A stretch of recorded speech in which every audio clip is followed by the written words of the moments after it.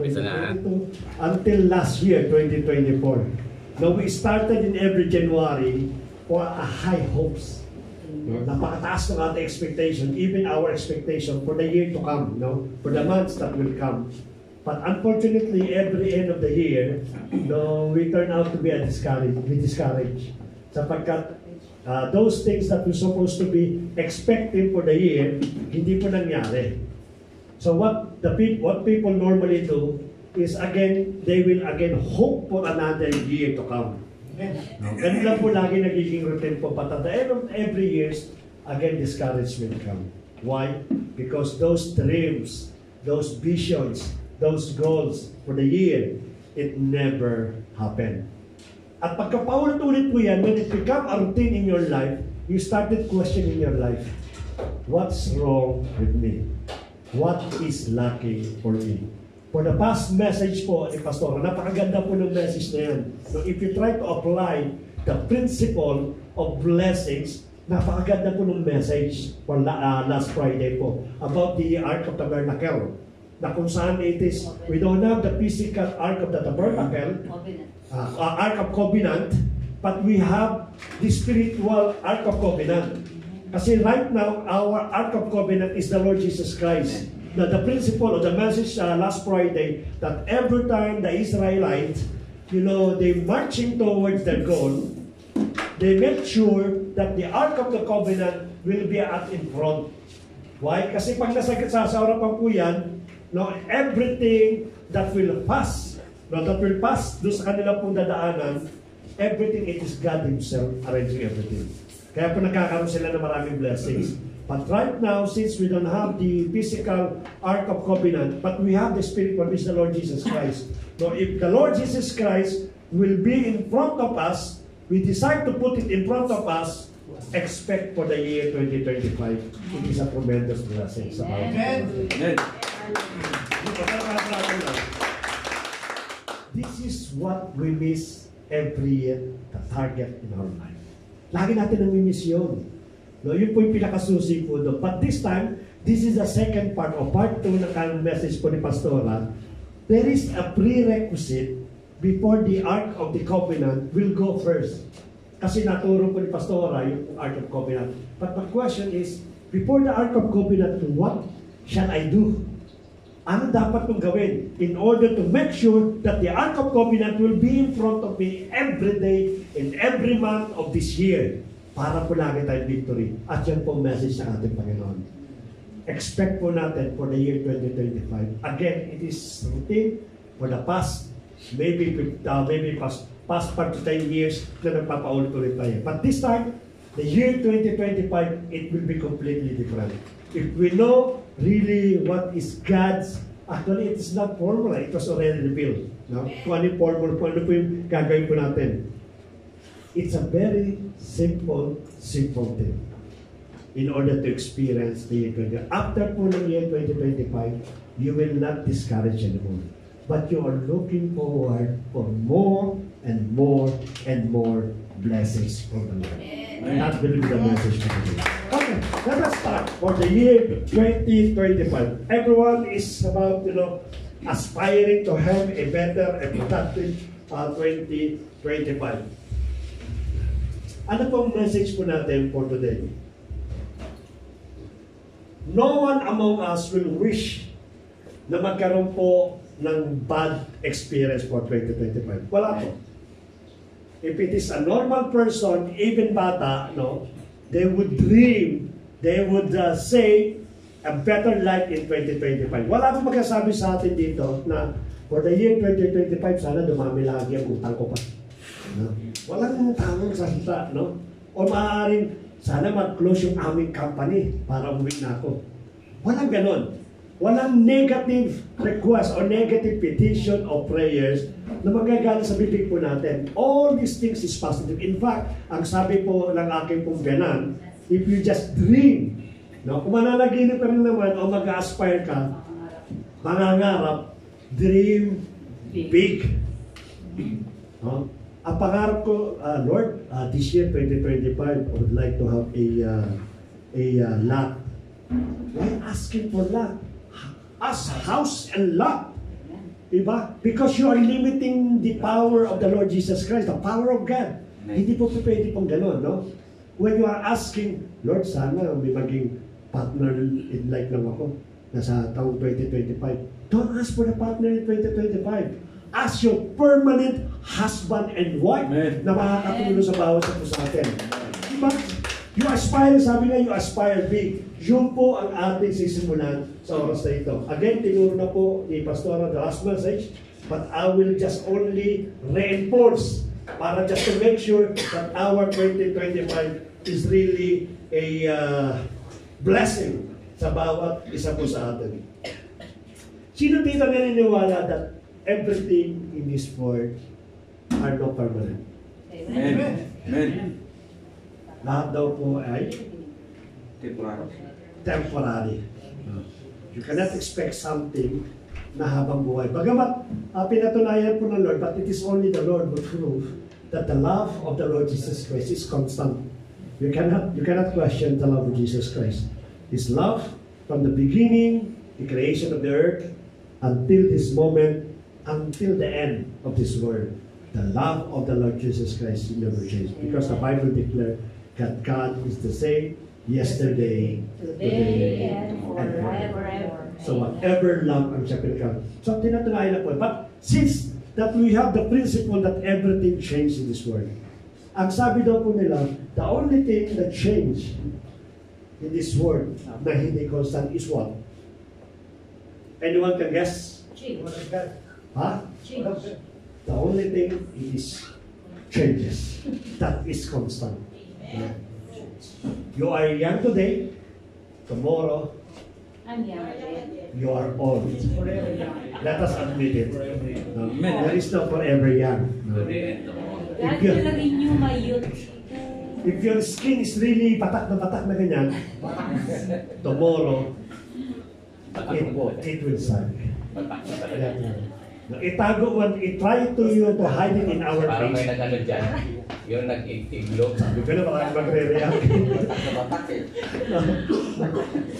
Kahit meron kang bikibelo, even if you have a good dermatologist, good doctor for our physical external, yung ating external look, you cannot control, it will come na talagang magiging kulabot mo. Gravitational pull talaga eh. If you have a very thick hair, katulad ni Ate Jessa, tomorrow, it will be like, same with me. Because life is changes, continuous changes, or changing. You cannot even assure na yung ating pong trabaho, it is everlasting. Alam niyo po, sa aming company, there is one employee that is always bragging that is very near or closer to the owner of the company. No, he can do a lot of things. He can go inside the office of CEO without any permission, and he feels that is very, very important sa kanya pong positions. No, but at the end of the day, sinipa din po ito ng kanyang pag-amo. There is no constant in this world, only changes. Yan po nga dito natin. So what next? God's greatest gift to a human being is the power to choose. Kaya hindi po niya binago po yan eh. Your will, your power to choose.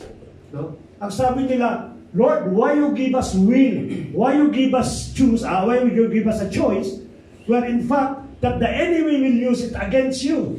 Tama nga naman, in the Garden of Eden, no one will be committed sin unless it was given by the will sa tao sa atin. So what is the purpose of your will?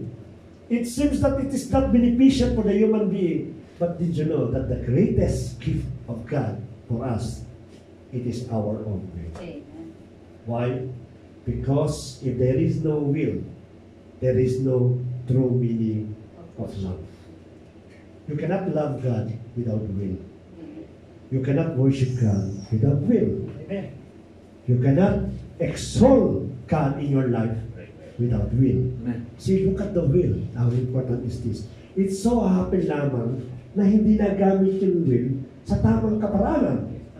So, the power to choose It is the greatest gift of God. And when we talk about the word choose, yung pong changes is related to the word, ano po? Choose. Right? Yung changes natin sa mundong ito, it will depend on the way you choose things. If you want to be promoted in your company, you have to choose to become a better employee. Amen. If you want to kick out from your company, then do something bad. So everything is related do sa pagpili po natin. So also in the ministry, also in the Church of God, everything is related for the choice. Kaya ang ating message for today, hindi na po natin nasusurprise yan, ay choose now. This will be the prerequisite of the Ark of Tabernacle. If you want the Ark of Tabernacle in front of you, choose now. Lord, I want my tabernacle is in front of me every day of my life. Then the Lord will move at ilalagay po niya. When you hear the word choose now, who you remember that say these things? Joshua. No? Bakit po? Tignan po natin. Yan. Joshua, let me go to my table so that we can read the verses for today. No? Ang sabi po sa Joshua chapter 24, verse 14 to 16. Let me read it, then I will tell you the story. What is behind in these verses. Now therefore, fear the Lord and serve Him. Serve Him in sincerity and in faithfulness. Put away the God that your fathers served beyond the river and in Egypt, and serve the Lord.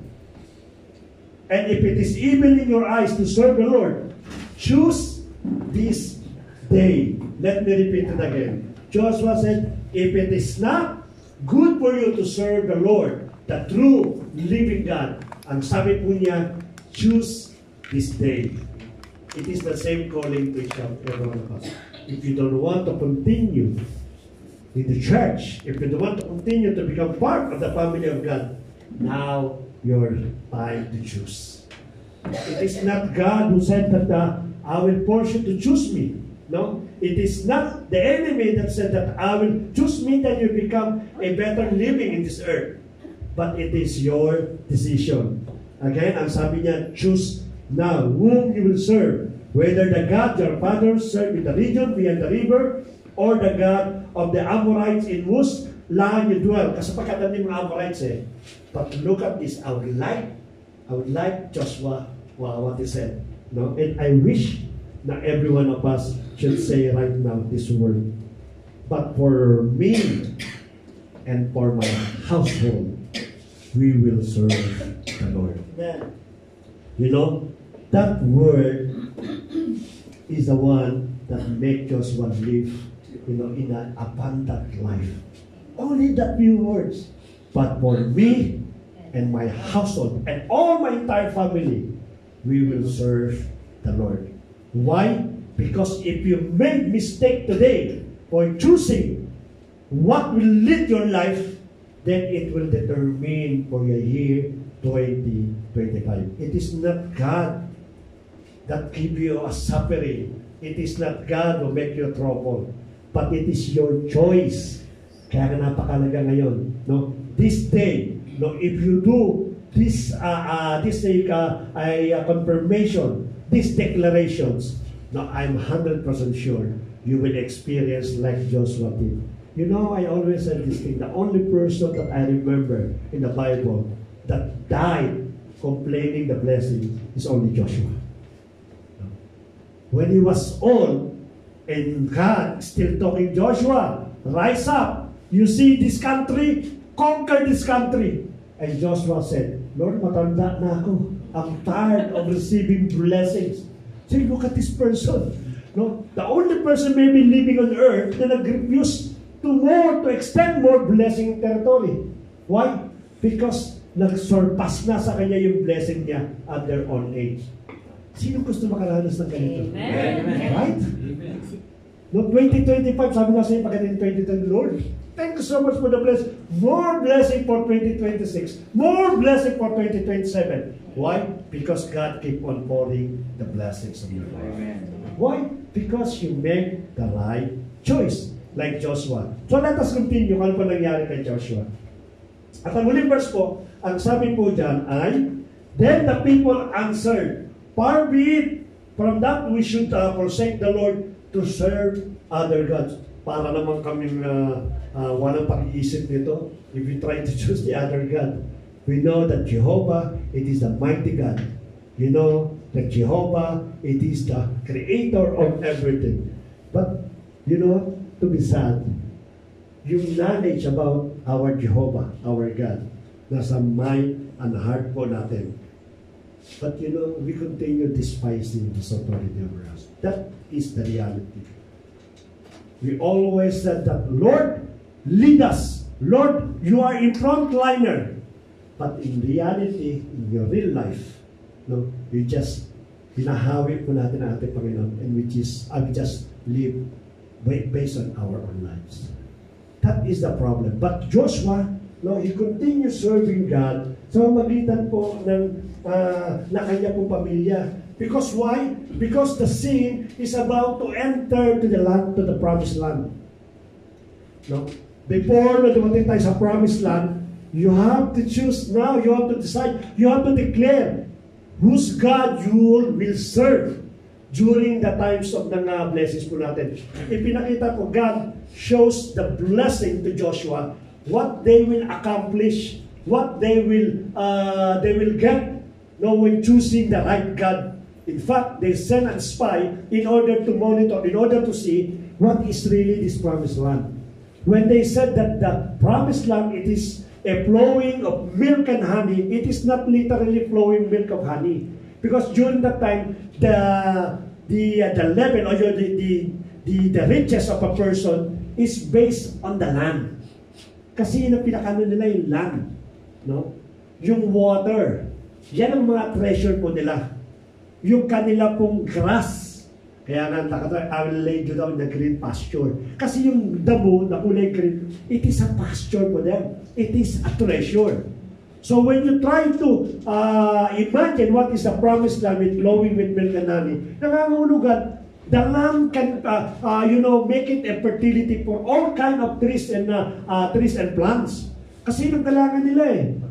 So they know, they already witnessed by this spy that really the land is really fertile.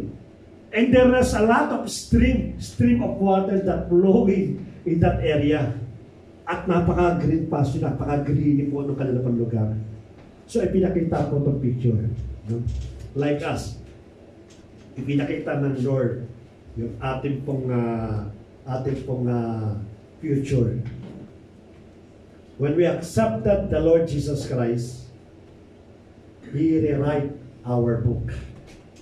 Why? Because when you see our book, we're going to doom, we're going to hell, we're going to distractions. But when we accept the Lord Jesus Christ, He rewrote yung libro po natin. At kung pagkakaroon po niya yung kanyang libro, you know what is good?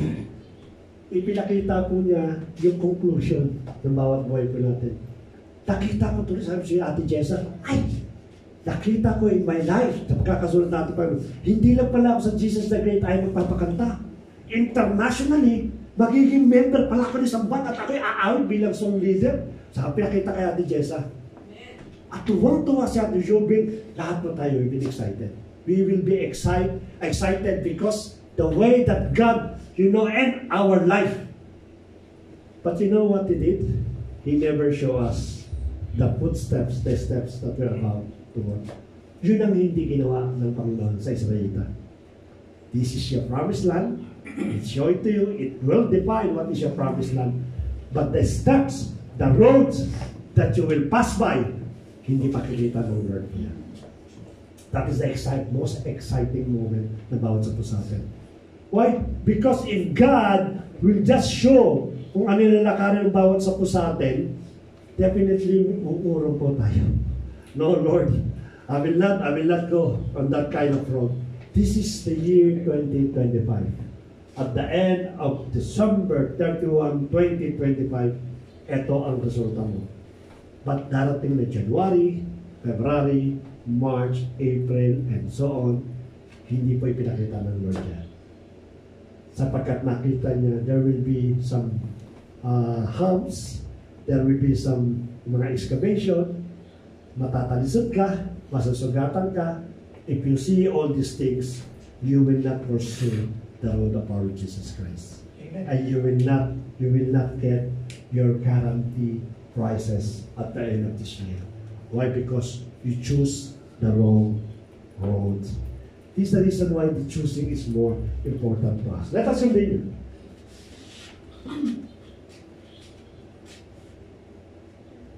There are two types of Christians, and I wish that each and every one of us nalaman natin kung nasa ito tayo. What is the first Christian? The first Christian is a focused Christian. Amen. What is the second one? The second one is the excited Christian. Amen din. Yeah. Oh, amen daw po sila. What is the difference between the focused Christian and the excited Christian? Let us check the other one. The excited or the focused Christian is a person whose attention is steadily always looking for the great reward, even they stumble, even they trip, even they wounded and suffered, they will always rise up to continue getting the reward. Naglalakad ako, I'm looking for that kind of reward. Natalisok ako. I don't mind. I'll stand up because I was always looking to my reward. Someone discouraged me. Kung patuloy dyan, nothing will happen for you. You just only, giving your money, blah, blah, and so negative things. Or you are listening, but your eyes never left to the reward. You're always looking for the reward. And that reward show us a direct directions going there. Parami yan. Because why? Because this Christian is focused on the reward, not on those things around him. Kaya ano man ang mangyari sa bawat buhay po natin, we will continually walking with the Lord in order to fix our price in Him. Sabi na natin lagi ba? Jesus Christ is the author and finisher of our faith. So let us always focus to sa reward. Kasi yung reward, it is nothing compared for those things na nakasagaban sa bawat sa puso natin. That's the greatest reward. Maliban pa sa reward for every year that we're about to receive, there is also greatest hope. No? When the Lord Jesus Christ will come, He will bring us along with His kung nasan man daw po siya doon, andun din po ang bawat sa puso natin. These are the reward na talaga naman pagpapukusan. Ano po yung excited? It is really good or bad? Yeah, ang excited Christian daw po is they will proceed to grow towards the rewards. However, if they stumble, trip, and wounded, they can easily discourage and discomfort because the excited become less until it died. Paano pa nangyayari po yan? I'll give you one good example. Sa isang iglesia, there are always two positions that aspire by each and every one of us. No? Even for the new beginners, even sa mga bago po na atin po. The first thing that they will aspire, yung position na katulad ng ginagawa ko. Ako, pagka nakasalita ako dyan, mas magaling pa ako kay Pastor Bernard. Mas malinaw akong salita. Linguistic kaya ako. No? Ina-aspire niya. Because why? Because of getting the attention of every brethren.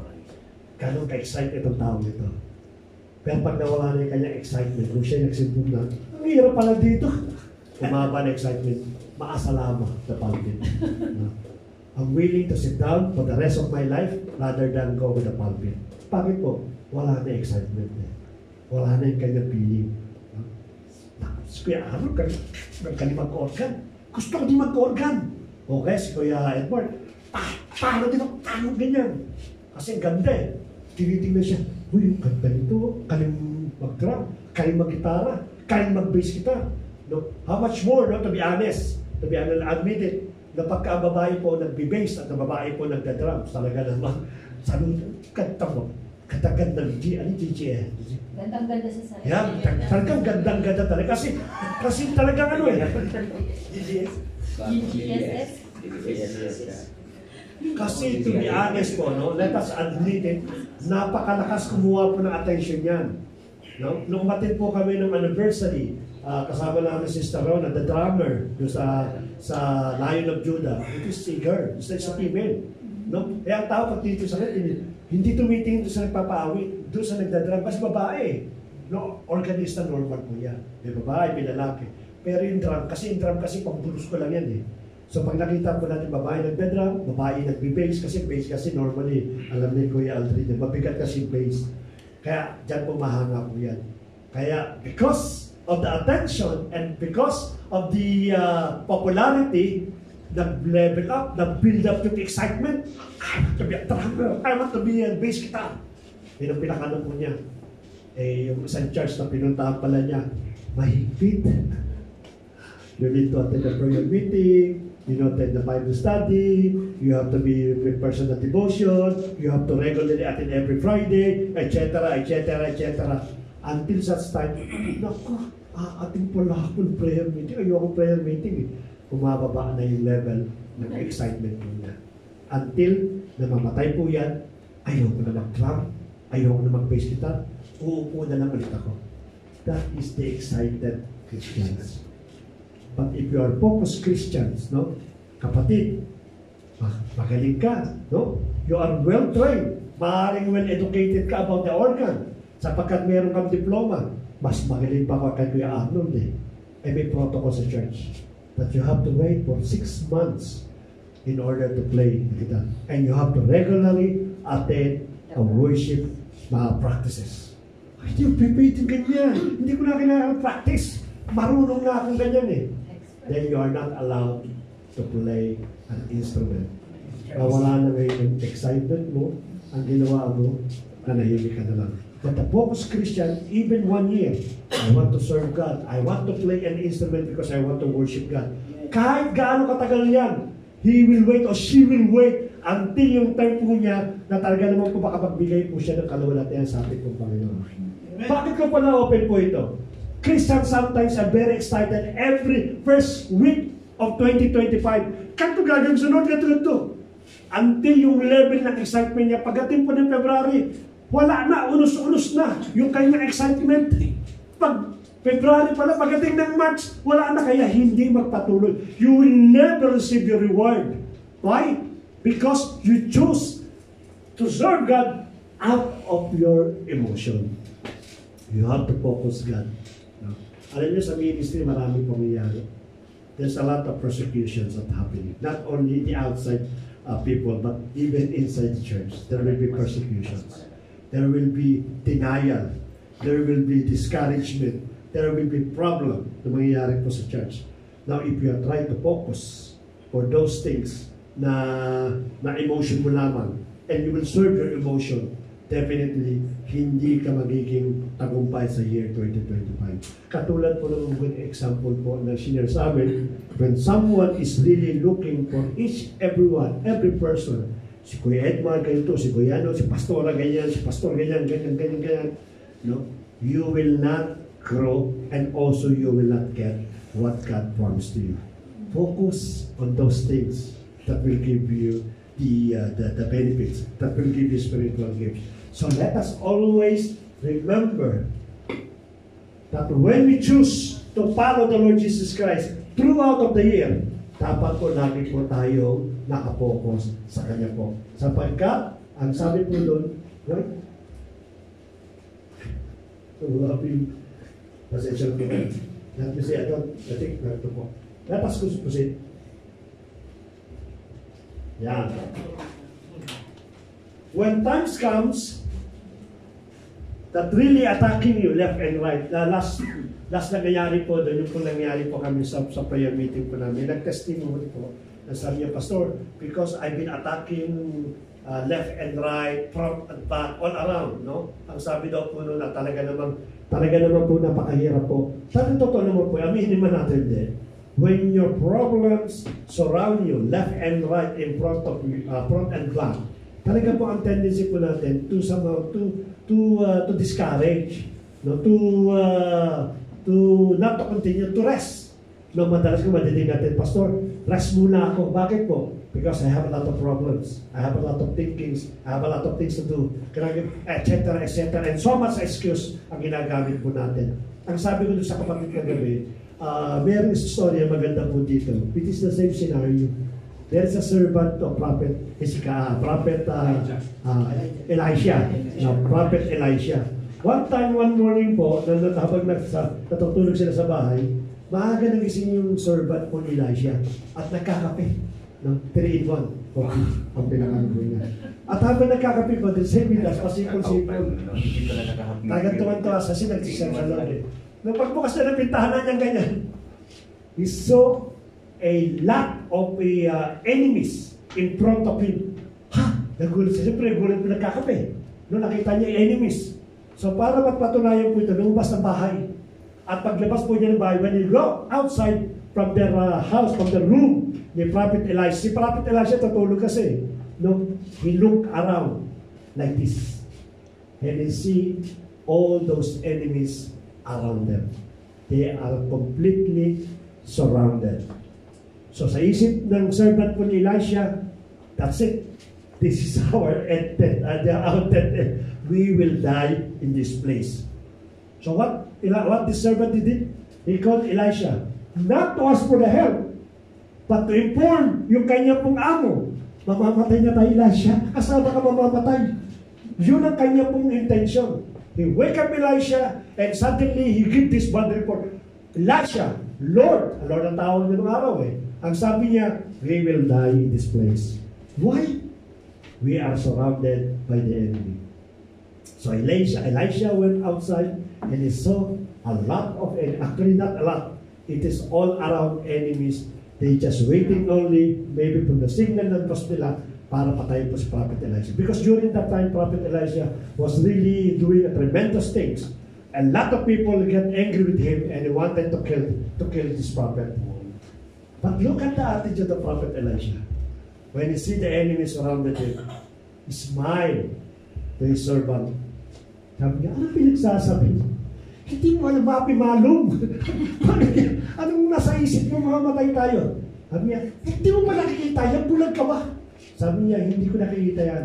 What I can see is the legion of heavenly armies.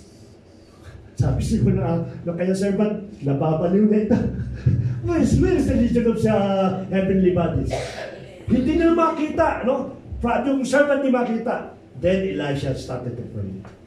Lord, open the eyes of my servant to see your greatness. And suddenly, pagdilat po ng servant po niya, he saw a legion of heavenly armies around their enemies. They just waiting only for the order of Prophet Elisha to kill all these people. See, look at this, no? Na pag nagkakaroon tayo ng problema, just hold on sa promise ng ating Panginoon. The problem is you keep on gini-give up natin yung promise na yan We're thinking that nothing's happened. No? But if you try to hold these things, look at the perspective ng tao pong mahawak sa ating pong Panginoon. No, napaka-positive. Tama yun Wala pong ligtas ang sinunaway. Anong bang pangako ng ating Panginoon? For so many promises of our Lord, this is one of the promises that I would like to read. No? Isaiah 42, verse, Isaiah 43, verse 2 to 5. When you pass through the waters problema po yan. Now, when you pass through the waters, I will be with you. And through the rivers, they shall not overwhelm you. When you walk through the fire, you shall not be burned, and the flame shall not consume you. This is the promise of God. No? When you walk to the water, sabi niya, I'll be with you. Hindi kita iiwan. When you walk to the river, sabi niya, it will not overwhelm you. Kasi ang river kasi, pagka sabi natin river, malakas yung waves niyan. But will not overwhelm you. And you walk to the fire, sabi niya, you will not be burned. Bakit?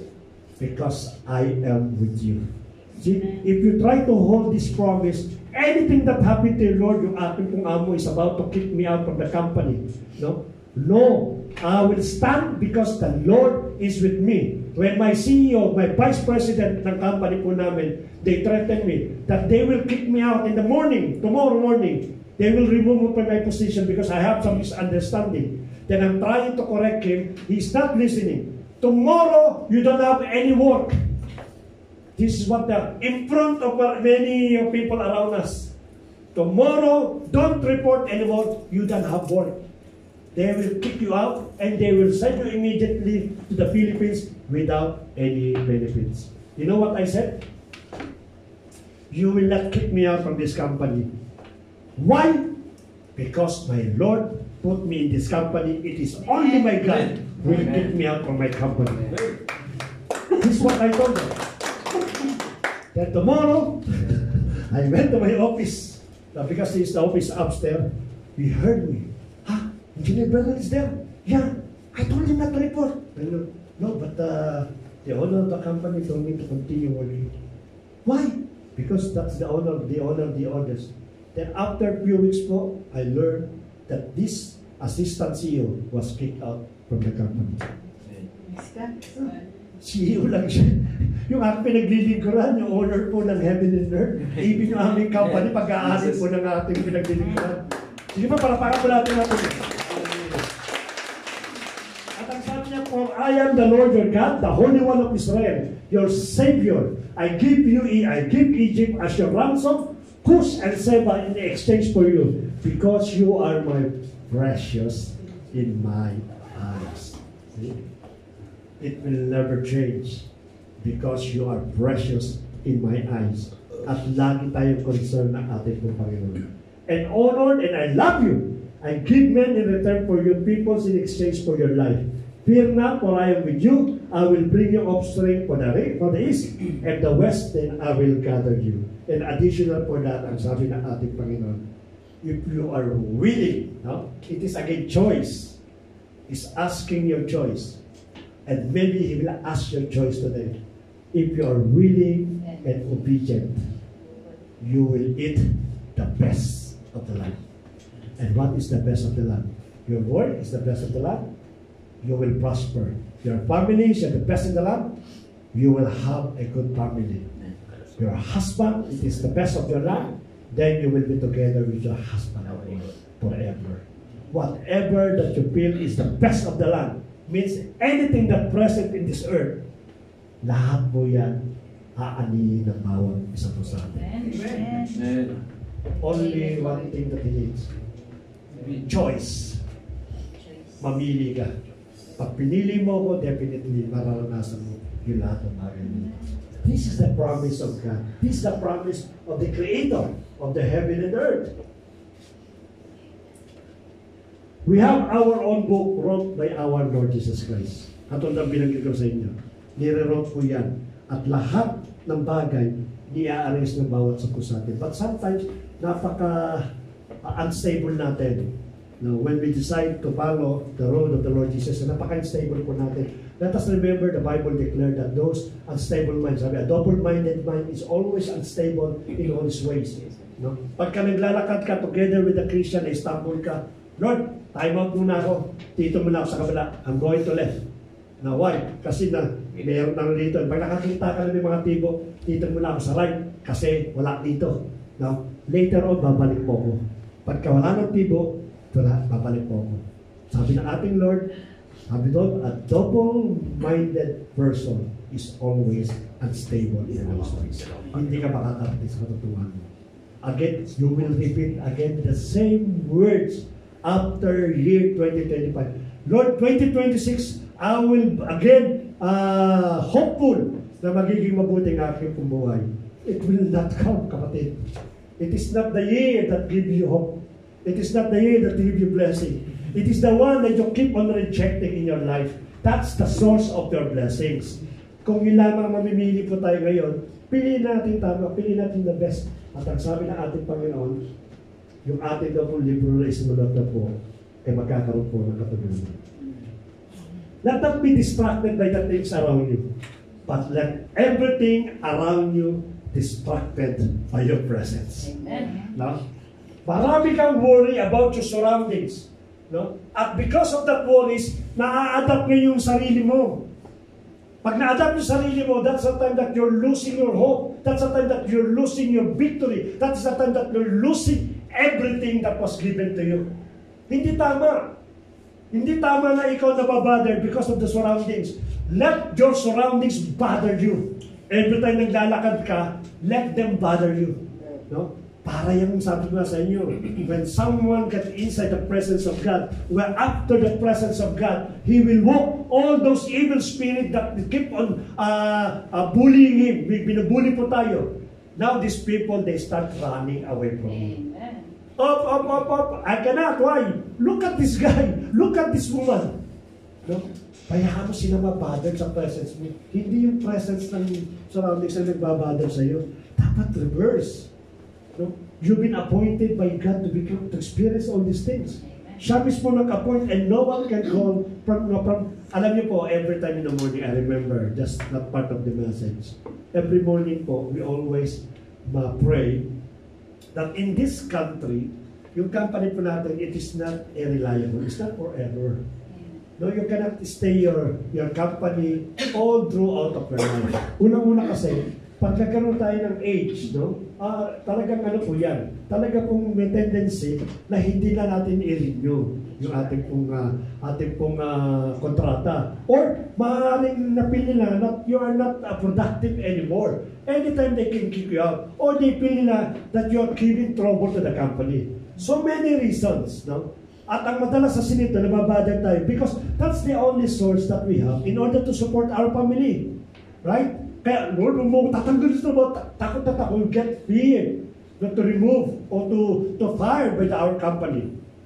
But you know what, every time we pray in the morning, Lord, since na ikaw po ang naglagay, you give me this company, you will also close this company for me because what? You will open lot of windows and doors for more better opportunity.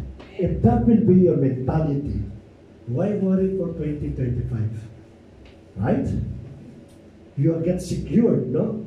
Yung iba nagre-reklamo na it is an early retirement, it is an untiming resignation, untiming termination of the contract. Hindi mo alam when you go home, yung parang Pilipinas, nag-aabang na sila malaking business doon.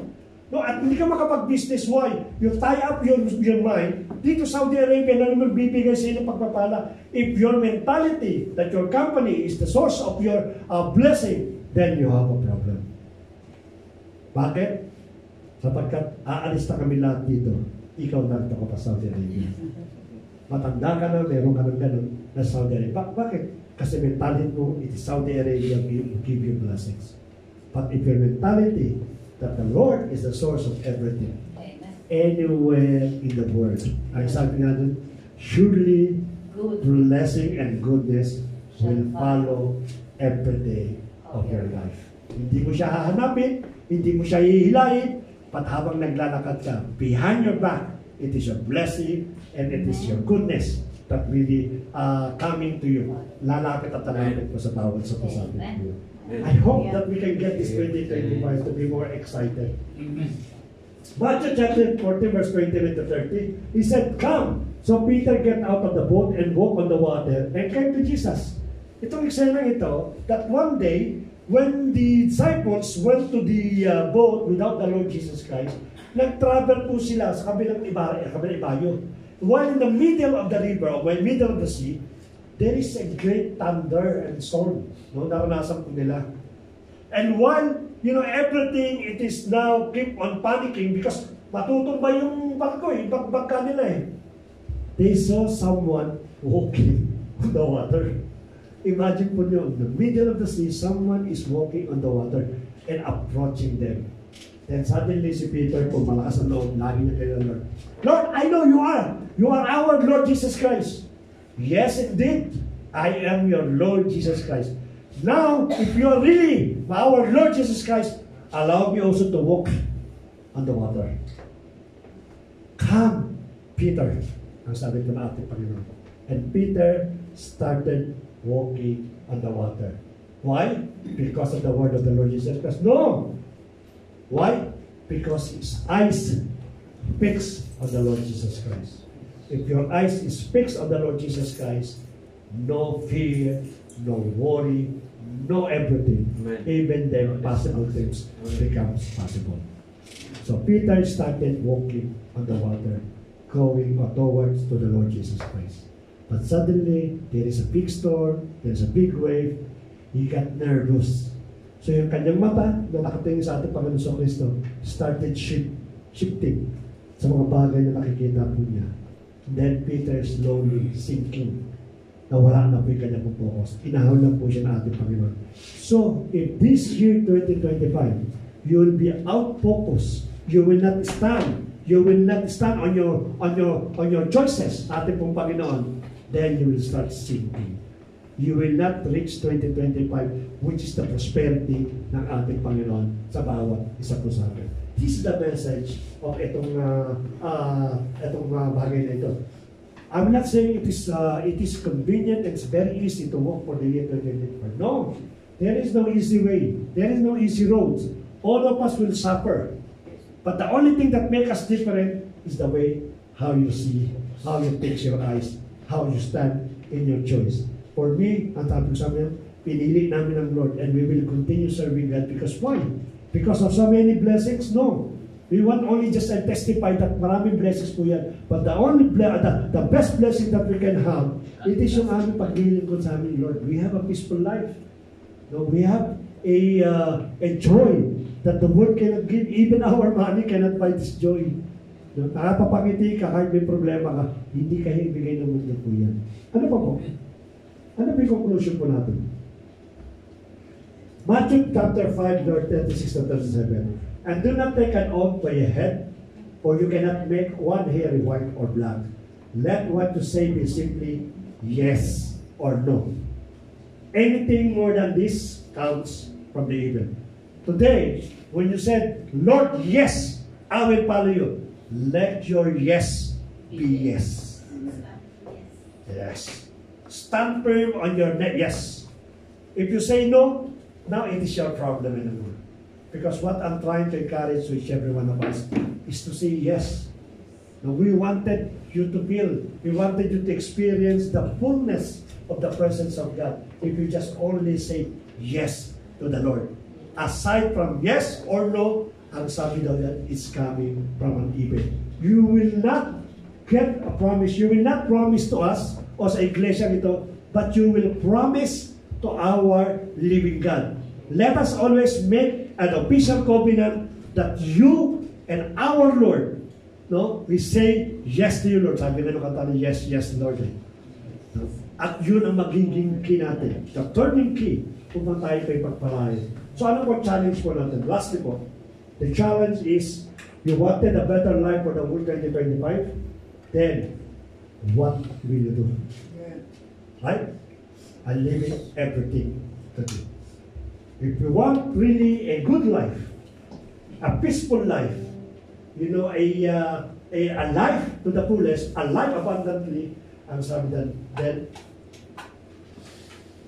you have to choose now. I already decided, I already choose what is my year 2025. Like Joshua said, for me and my household, we will serve the Lord. If you mention this one right now, in front of our Lord Jesus Christ, He will have a binding commitment that you choose Him. Therefore, I will take care for the whole year of 2025. Let us all stand up. Hallelujah. Let us pray.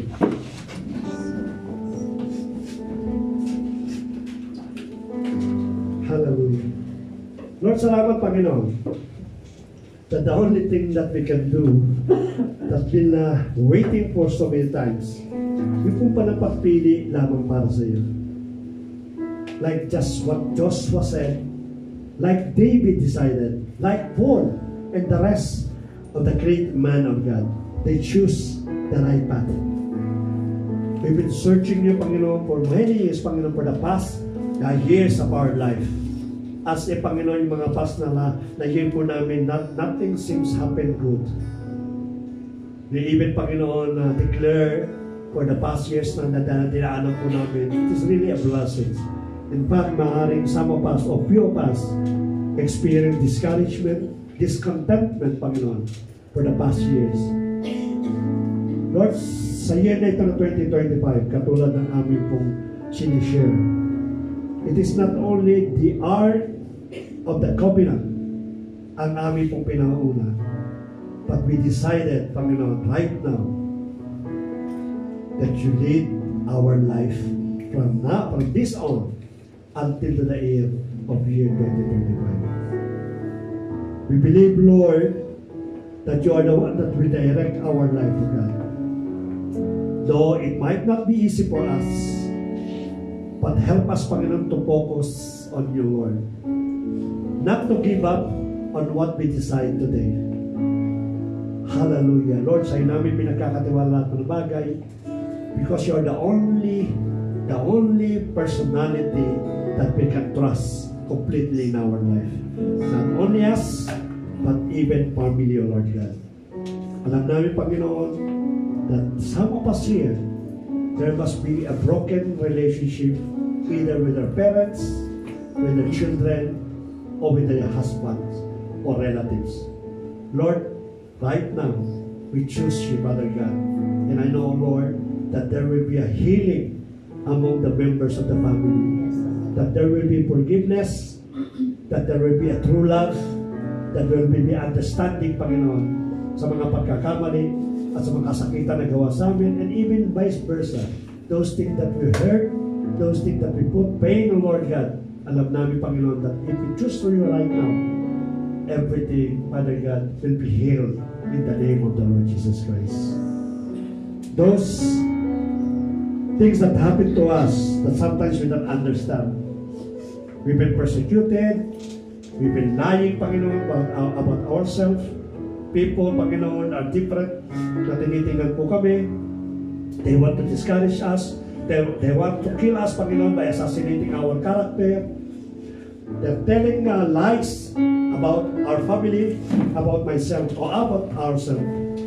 Lord, sa umagang ito, Panginoon, we choose you to lead our life. In those enemies that we have right now, first, we forgive them, Panginoon. Because you told us, Panginoon, that if we forgive, then you will forgive us. And being forgiveness, Panginoon, papatawad ko namin, Lord, ilid mo kami, Father God.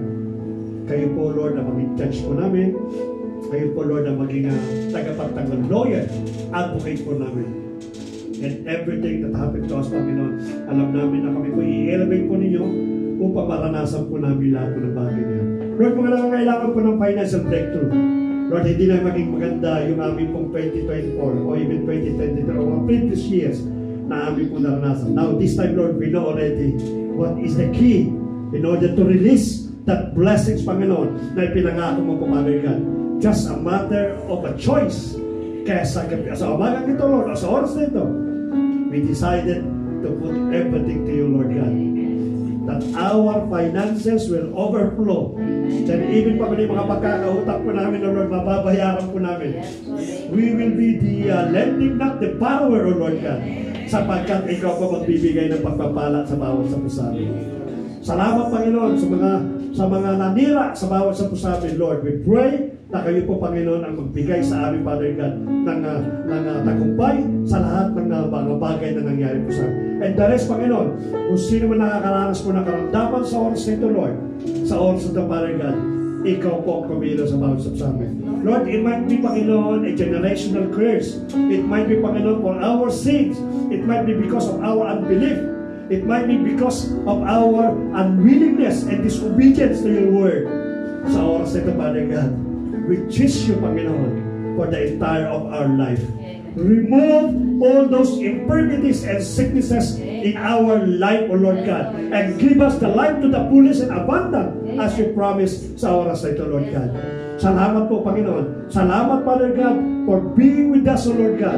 At alam namin, Panginoon, sa mga oras na ito, Lord, you continue talking to us in order, Panginoon, to completely surrender our life. Hallelujah. Before we end up for the prayer and for the message, I would like to invite to say what Joshua said. as if it's coming from your heart. Hindi po nanggagaling sa bibig, kundi nanggagaling sa ating mga puso. And this is a binding agreement between you and God. I'm not talking only for the year 2025, but I'm talking for the entire of your life. Amen. Pakisabi po natin, but for me But for me and my household, and my household, we will serve the Lord. we will serve the Lord. Hallelujah. Lord, napakinggan mo sa itabi ng Panginoon. Alam namin, Father God, that we start moving now in the life of your person, in the life of your children, Father God. At I do believe, Panginoon, that you will unleash all those blessings, all those healing, all those peace, all those joys and grace that now you'll give it to each every one of us, Lord God. Thank you so much, Panginoon. Ngayon pa lamang, Father God, kiniklaim na po namin yung provision mo sa bawat sa puso namin. And to you, Father God, we bring back the glory, the praise, and adoration in Jesus' mighty name. Let the victorious children of God say, Amen. Amen. God bless you sa nila. Mga po na po tayo.